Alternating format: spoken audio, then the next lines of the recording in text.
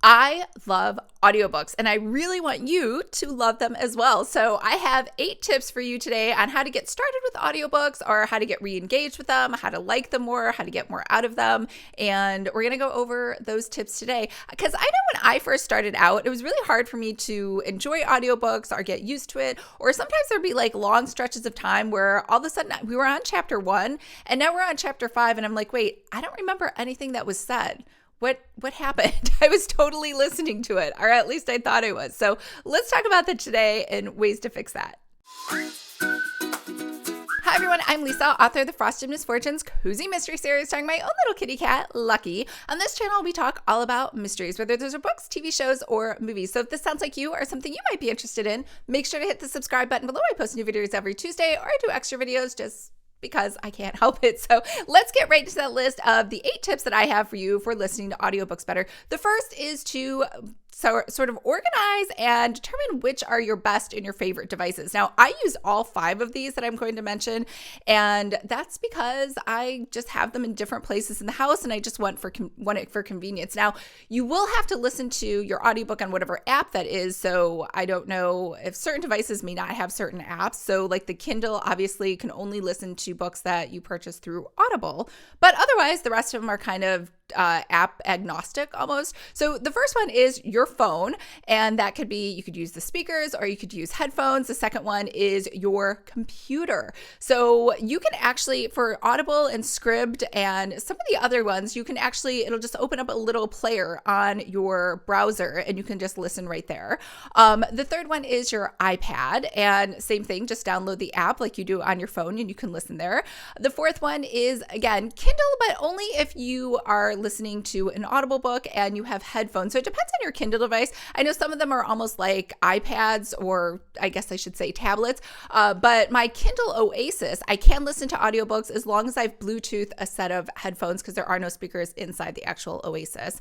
And then the last one, or I guess not the last one, I have some more, is your Apple Watch. So the Apple Watch can sync your Audible and your Scribd, and it can actually put books on to your smartwatch. However, I would say like it works maybe 20% of the time. And when I say it works, it just means that it doesn't sync it up, or sometimes it won't play without the phone like right there. So it's like not as dependable. I will start a new book on the Apple Watch if I want to walk without my phone, but I can't like continue a book, if that makes sense. Like, because sometimes it just cuts out and you're like, I'm like halfway through my walk. I'm 30 minutes from home, or maybe 10 minutes because I don't really walk that far. I'm kind of lazy.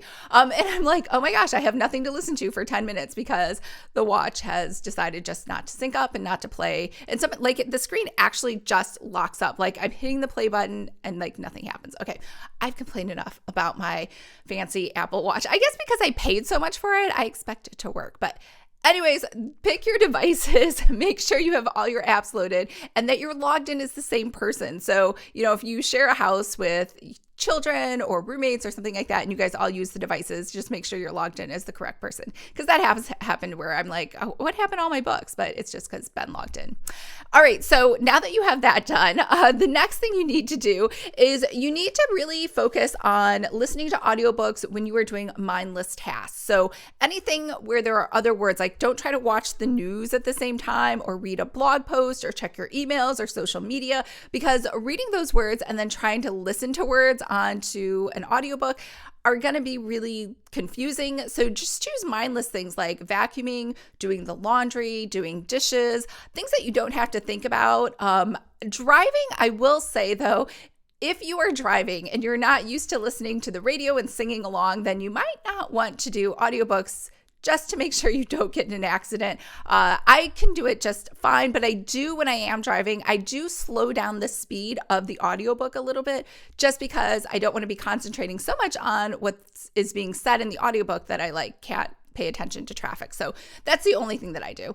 The third thing is speed. So we talked about speed. So if it's going, usually the narrators talk very, very slow and they enunciate very clearly so that anybody listening to it, whether they are a native English speaker or they are not, can understand what is going on. So I'll notice that because I'm a native English speaker, I can listen to things at 3.5 speed. I notice some of my friends that are not native English speakers and learned it later in life they cannot. They can maybe do 1.5, 2x speeds. So don't feel bad if that is you. It's like just your natural ability to listen to things.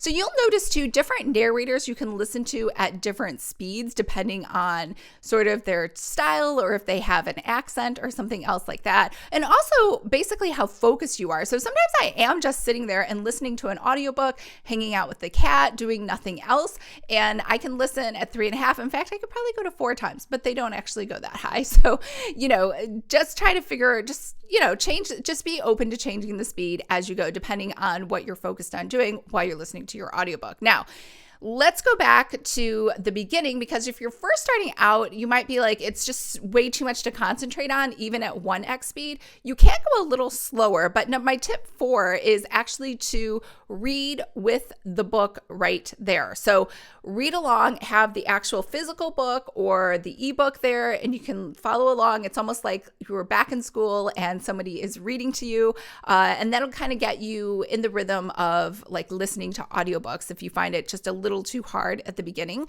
Tip number 5 is actually to reread a book that you've already read. So I guess I should say listen to a book that you've already read. So you already know the plot of, say, an Agatha Christie novel, and I would go ahead and do the audiobook because you kind of at least have an idea of what's going on and not everything is brand new in each character. I would say the hardest part for me for audiobooks is if a narrator has or an author has way too many characters in the book. It's really hard for me to keep track of who's who and what's what, especially in mysteries, because later on they'll say, and then Jack reappeared, and you're like, wait, who's Jack? I don't remember ever hearing or seeing a Jack being mentioned anywhere in this book. So that's a little tough for audiobooks. So tip number 6 is read something short. So this never happens to me whenever I read a Molly Fitz book. They're pretty quick. They're really great books. Just because they're short doesn't mean they're bad books, but they have a very good storyline. She is a great storyteller. And so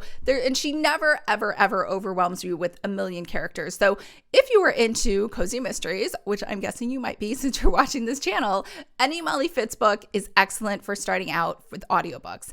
Number 7 is narrators matter. So find a narrator you like, and it's really hard in the beginning.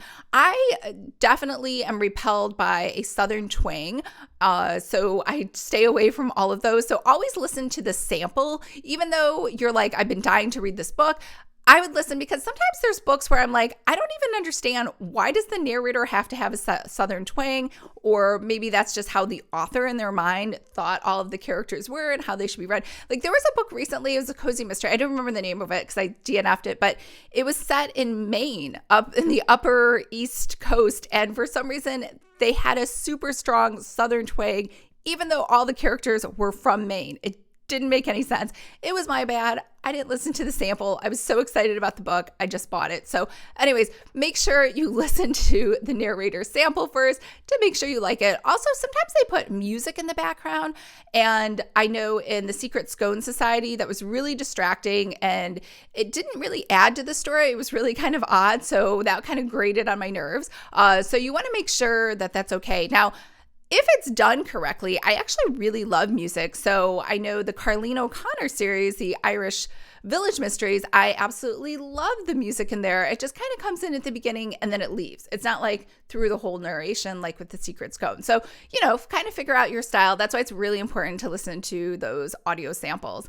And then number 8 is try to listen right before you go to sleep if you're just starting out, because it kind of relaxes you. And then also at the same time, you don't have to worry about focusing on anything else, right? You're just listening to the audiobook, trying to relax, and you can usually set a timer on those apps so it will automatically shut off within like say 10 or 15 minutes. You don't have to worry that you're listening to it forever. Now, obviously, if you are sleeping with somebody in the bed with you, maybe you will need to listen to earphones and then maybe just have to take them out when you start getting a little sleepy. But otherwise, you can probably just listen to it and be okay. So those are my 8 tips. Let's check that list again really quick. The first one is tech. Make sure you have organized all of your tech in your devices so that you can seamlessly coordinate between different ones wherever you're at or whatever you happen to have with you that particular point when you want to listen to a book. The second is make sure you're doing mindless tasks. So don't try to concentrate on something that requires a lot of thought, like writing an email at the same time you're reading or listening to an audiobook. And then the third one is speed. So vary the speed, check what works for you. And again, depending on what you're focused on, your speed could vary. Like when I'm doing dishes, it's 3.5 versus when I'm driving, it's like 1.5, maybe 2. The fourth one is read along with a book. So have the physical book or an ebook with you so you can listen at the same time that you're seeing it as well. And then the fifth one is to reread an old book. So, or listen to an old book. I keep saying reread. You've read the book already. You're familiar with the story. You know all the characters, and you're just going to listen to it now to see if you like that audiobook format. The sixth one is try something short. I definitely recommend the Molly Fitz books. They're short, they don't overwhelm you with a lot of characters, and it's super interesting enough that you stay engaged. Number 7 is make sure that you really like the narrator. So I would even keep notes too, like which narrators you liked or didn't like, and then also make sure to always listen to that audio sample so you know if you like their accent or if they have some weird music things going on in the background. And then number 8 is try listening to an audiobook right before you sleep and just setting a little timer. All right, I hope that helped and you are going to love audiobooks as much as I love audiobooks. I mean, we are already into July and I've read over 150 books because most of them have been audiobooks. So it's just made me more efficient. And I think just as a person, like I feel like I'm accomplishing more for the day because usually I'm like, oh, I did the dishes and I vacuumed and I did the laundry and you kind of feel like your whole morning was wasted. But if you're able to do that and finish a book at the same time, you're like, I'm a rock star. I've done so much today, or at least that's how I think. So I have another book on how to find really great audiobook deals. So specifically just on Cozy Mystery. So I will leave a link or the cards up here. And I hope everyone's having a fabulous day and I'll talk to you guys later. Bye.